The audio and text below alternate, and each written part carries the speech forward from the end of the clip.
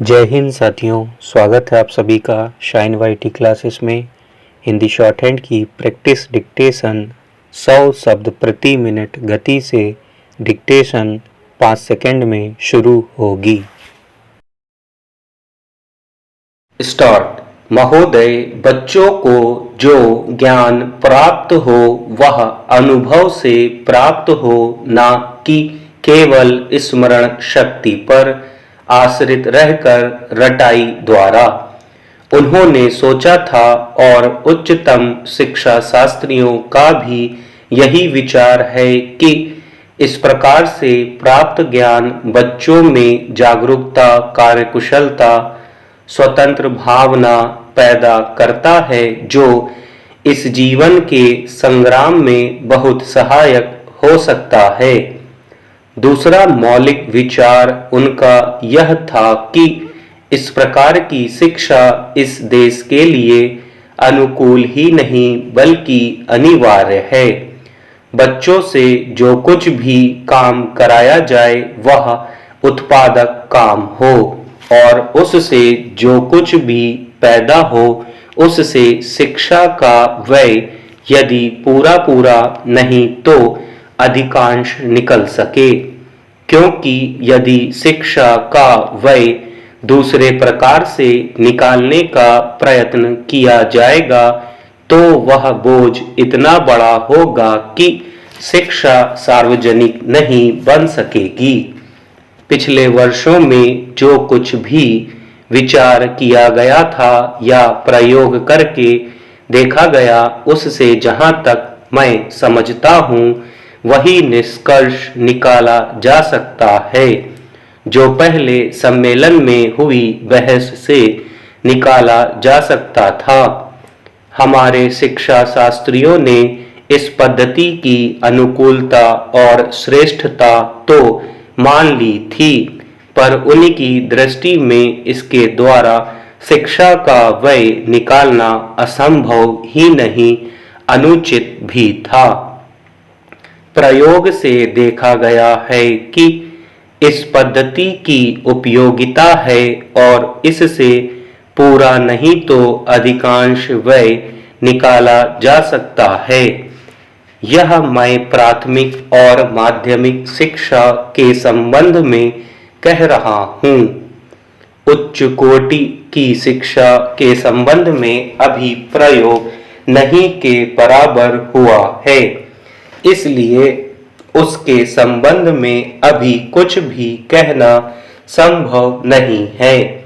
इतना होते हुए भी हम देखते हैं कि इस पद्धति को उतना प्रोत्साहन नहीं मिला और न इसका उतना प्रचार ही हुआ जितना होना चाहिए था, और जितना स्वराज्य प्राप्ति के बाद हम कर सकते थे।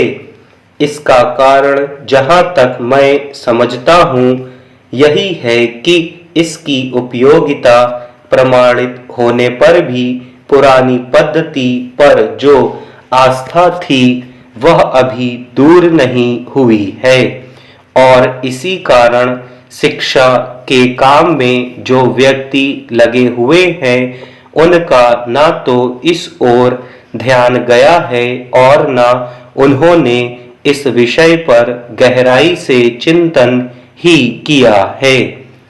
आज भी हम इतना ही कह सकते हैं कि इस पद्धति का अभी केवल प्रयोग ही किया जा रहा है। इसे राष्ट्रीय कार्यक्रम मानकर हमारी सरकार ने उसको चालू करने का निश्चय नहीं किया और क्रियात्मक रूप से कुछ करने की बात तो नहीं के बराबर ही है।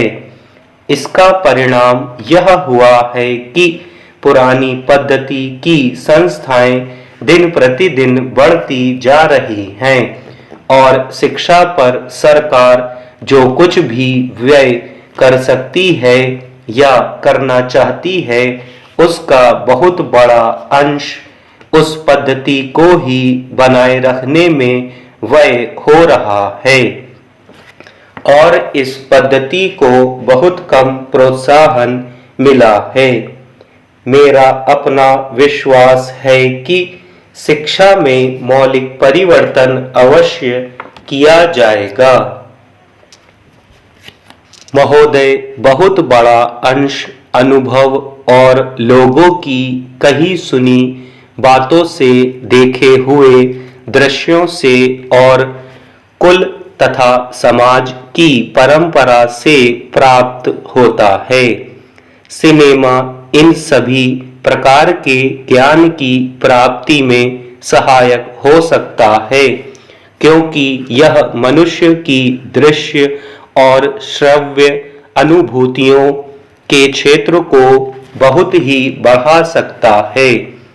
यह एक साधारण सी बात है जिसे सभी जानते हैं कि केवल सुनी सुनाई बात की अपेक्षा हम पर देखे हुए दृश्य का प्रभाव अधिक पड़ता है, और हम यदि सिनेमा द्वारा किसी चीज को देख लेते हैं तो उसका उतना फल तो नहीं होता जितना स्वयं आंखों द्वारा देखने से मिलता है। उससे तो कहीं अधिक अमिट छाप किसी के सामने किसी दृश्य के वर्णन करने से पड़ती है। मन बहलाव के भी साधन कितने ही प्रकार के होते हैं। कुछ तो ऐसे हैं जो मन बहलाव के साथ साथ शिक्षाप्रद भी होते हैं और इसके विपरीत बुरे संस्कारों का साधन बन जाते हैं। मैं स्वयं यह दावा नहीं कर सकता कि मैंने बहुत सी फिल्में देखी हैं।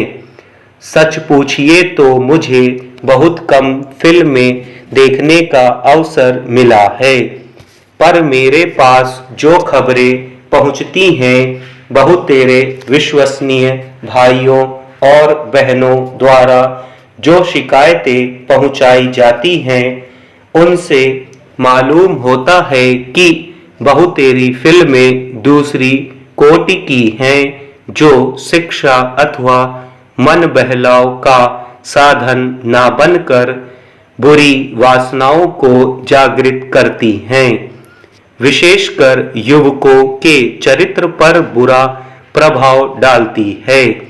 हो सकता है कि इस प्रकार की फिल्में अधिक लोकप्रिय होती हों, उनके द्वारा अधिक पैसे कमाए जा सकते हों। कुछ लोग यह कह सकते हैं कि फिल्म निर्माताओं का काम ऐसी फिल्मों को बनाना है जो लोकप्रिय हो, क्योंकि वे एक प्रकार की मांग को पूरा करती हैं। यह भी कहा जा सकता है कि फिल्मों का ध्येय मन बहलाव ही है। उसको तो तभी सफल मानना चाहिए जब फिल्में उन लोगों का मन बहला सके जिन लोगों के लिए बनाई गई हो। ये सब बातें बहस के रूप में कही जा सकती हैं, पर मैं चाहूंगा कि कोई भी सिनेमा हो अथवा फिल्म के बनाने वाले हों, वे यदि अपना कर्तव्य समाज सेवा समझते हैं और उन्हें ऐसा समझना भी चाहिए, तो उन सब के लिए ये सब बातें यदि आग्रह नहीं तो गौण अवश्य हैं, और उनका मुख्य उद्देश्य तो सेवा ही होना चाहिए। सेवा तभी तक सेवा रहती है जब तक वह सेव्य का हित करे, ना कि उसे गिराए। इसलिए मैं चाहूंगा कि फिल्म बनाने वाले इस पर विचार करें कि उनका उद्देश्य क्या है। उद्देश्य सेवा ही होना चाहिए, और सेवा के साथ साथ यदि धनोपार्जन भी हो जाए तो निर्दोष है। यदि धनोपार्जन ही उद्देश्य हो और सेवा न हो तो वह आग्रह होना चाहिए। यदि मनुष्य अपने स्वार्थवश कुछ ऐसा काम करता है जो उसके व्यक्तिगत लाभ के लिए तो ठीक हो, पर जिससे समाज को हानि पहुंचती हो तो उसे रोकना पड़ता है। स्टॉप।